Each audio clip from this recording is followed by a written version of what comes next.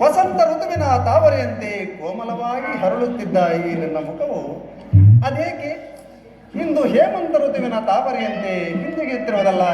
ಪ್ರಾಣೇಶ್ವರ, ಇಂದು ನನಗೊಂದು ಸ್ವಪ್ನ. ಅದೊಂದು ಅಶುಭ ಸೂಚಕವಾಗಿರುವುದು. ಆ ಅಶುಭ ಸೂಚನೆಗಾಗಿ ವೀರರಮಣೀಯರೆಂದೆಂದಿಗೂ ಹಿಂದಿಗೆ ಬಾರದು. ಆಹಾ, ಹಿಂದಿಗೇನಿಲ್ಲ. ಅದೊಂದು ಶೃಂಗಾರಕ್ಕೆ ತಡೆಗಟ್ಟಿರುವುದು. ತಡೆಗಟ್ಟಬೇಕೆ? ತಡೆಗಟ್ಟಲು ಆ ನನ್ನ ಸಹೋದರಿಯಾದ ರೋಹಿಣಿಯನ್ನು ನೆನೆದು ನೆನೆದರ ಕಿರುಪತ್ತಿಯರಲ್ಲಿ ಪಾತಕವನ್ನು ಪಡೆಗಟ್ಟುವುದು ಕಷ್ಟವಾ ಚಂದ್ರಮಗೆ? ಆಹಾ, ಅದು ಚಂದ್ರನಂತೆ ಚಲಿಸಿ ಬರುತ್ತಿರುವುದಾ ಬೆಳಕು? ಆ ಬೆಳಕಿನ ಭಾಗ್ಯವೇ ಜಾಮಾತ ಭಾಗ್ಯ. ಆ ಬೆಳಕಿನ ಭಾಗ್ಯವೇ ದಕ್ಷ ಬ್ರಹ್ಮನ ಬರುವಿಕೆಯ ಮುಂಬೆಳಕು. ಆಹಾ,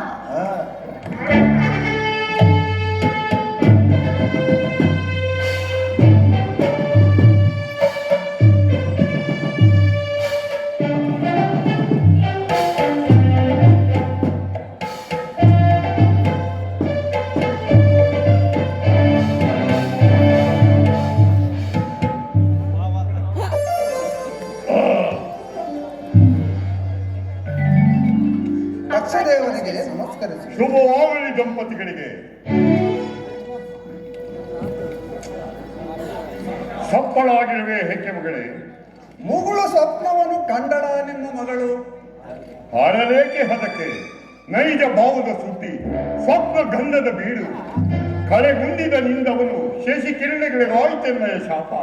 ಹಾಗಾದರೆ ರೋಹಿಣಿ ಗತಿಯೇನು ಅಪ್ಪಾಜಿ? ಗಾತಿಗೆಟ್ಟು ನಿಂದಿರುವ ಗಂಡನ ಪಕ್ಕದಲ್ಲಿ ಇರಲಿಲ್ಲವೇ ತಂಗಿಯರು? ತಂಗಿಯರ ದ್ರೋಹ, ರೋಹಿಣಿಯ ಮೋಹ ಎರಡು ಎಡೆ ಮಾಡಿ ತಿನ್ನಿಸಿತು ಕಷ್ಟವನ್ನು ಆ ಚಂದ್ರಮನಿಗೆ. ಕಷ್ಟಕ್ಕೆ ಕ್ಷಮೆ ಇಲ್ಲವೇ ದೇವ? ಇಲ್ಲ, ಮೇರು ಗಿರಿಗಳು ಗತಿಸಿ ಕೀಳಾಗಿ ಹುರುಳಿದರು. ಸಪ್ತ ಸಾಗರವೆಂದು ಏಕಕಾಲದಲ್ಲಿ ಬತ್ತಿದರು. ಬ್ರಹ್ಮ ವಿಷ್ಣು ರುದ್ರೋದಿಗಳು ಬಾಯಿ ಬಿಟ್ಟು ಕೂಗಿದರು. ಏ ದಕ್ಷ ಬ್ರಹ್ಮನು ತನ್ನ ಪವಾಡದ ಪ್ರತಿಜ್ಞೆಯನ್ನು ಮರೆಯದೆ ಬಿಡುವನಲ್ಲ. ಅದಿಲ್ಲಿ ವಸುಂಧರ, ನೀ ಇಂದು ಕ್ಷೇಮವೇ? ಕ್ಷೇಮವಾಗಿರುವೆನು ದಕ್ಷ ಪ್ರಜಾಪತಿಯ ಆಶೀರ್ವಾದ ಬಲದಿಂದ ಬಟ್ಟು ದೇವ.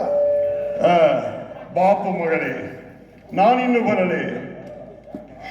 ಪಡಿಗಟ್ಟಲಾರ್ದ ಆಶೀರ್ವಾದಕ್ಕೆ